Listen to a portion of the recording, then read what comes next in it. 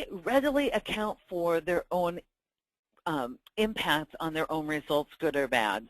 So instead of saying, I was late, the traffic was crappy, I'm sorry, it is, I didn't plan enough time for traffic, and here's the adjustment I intend to make. That second part is what exhibits our next factor of continuous learning.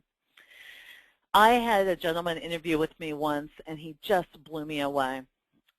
I asked him about a gap in his job history, and he said, oh, well, to be very honest, I was fired. And I was a little shocked by his honesty. I said, okay, you were fired, but was it for cause? He said, absolutely. He said, okay.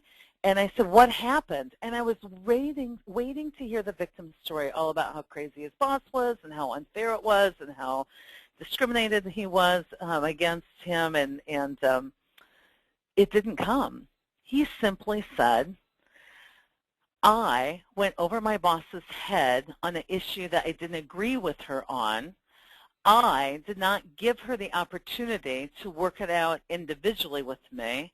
I even ignored a couple of requests from her to speak individually. I chose a strategy that I thought would promote me and basically demote her, and I was fired for insubordination. I was shocked. When people talk in terms of ownership, their stories are short.